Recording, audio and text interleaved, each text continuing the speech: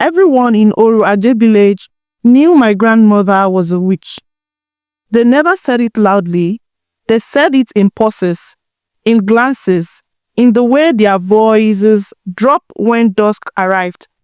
They said it when they saw smoke curl from our roof long after the earth had gone cold.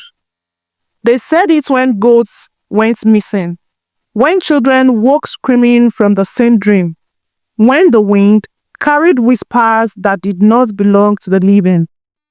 But no one said it to our face. We lived at the edge of the village where the red earth darkened and the forest began to breathe. Our house leaned slightly to the left, as if listening. It was old, older than memory, with walls stained by years of rain, fire, and secret vines clung to it like fingers afraid to let go. I am Nena, a granddaughter. To me, she was simply grandmother. She walked before the sun and spoke to it like an old friend. She knew the names of the plants that could heal or harm. Her eyes were cloudy, but she saw things others missed. Sometimes she stared at the corners that were empty to everyone else and nodded as if agreeing with something unseen. At night, she warned me never to whistle after dark. They will answer, she said. Who? I once asked. Her smile was thin. Those who do not breathe. The village children were forbidden from playing with me. Their mothers pulled them away whenever I came close, muttering prayers under their breath. Once, a boy called me witch's blood and ran.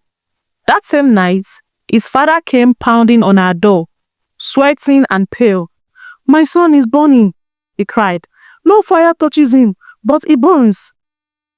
Grandmother did not look surprised. She took a staff, smooth, black, capped with symbols that hurt my eyes to stare at, and walked into the night. I followed quietly. She knelt beside the boy, whispered words that curled like smoke, and pressed bitter leaves to his chest. By morning, he lived. By noon, rumors spread. That was when I began to understand. Fear and gratitude wear the same face. The truth came to me on my 13th birthday. That night, the forest screamed. Not an animal, not the wind. Something older, hungrier. The walls shook and shadows crawled where no light touched. Grandmother stood from her mat as if she had been waiting. It's time, she said. She led me behind the house to a tree with a hollow wide enough to swallow a child. Inside were bones, feathers, clay pots sealed with wax, and a mirror black as still water.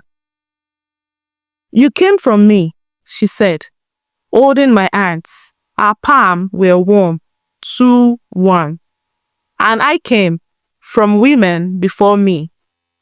We do not haunt the village, we guard it. But protection has a price. The screaming grew louder. From the forest emerged something wrong. Tall, bent, stitched together from shadow and hunger. It wore the faces of the forgotten. My legs trembled. Grandmother stepped forward. Then she pushed me ahead of her. Speak, she commanded. Feel the blood. Call it back. Fear cracked open inside me, and something answered. The air thickened. The creature shrieked, unraveling like rotten clothes. When silence returned, I collapsed into the dust, shaking. Grandmother laughed softly. You see, she said, they were right to fear us. The next morning, villagers found strange markings burned into the earth at the forest edge. No one came near our house again. Now, grandmother sleeps more. Her breath is shallow, her eyes often closed, but at night I hear the house whispering to me. The forest listens when I speak. And sometimes when the wind carries a scream far away, I smile. Because my grandmother is a witch, and now, so am I. Thank you for watching up to this moment. Thank you, and God bless you. If you enjoy what you've just watched, please like, share, subscribe, drop your comment in the comment section, and I will respond. Have a beautiful time.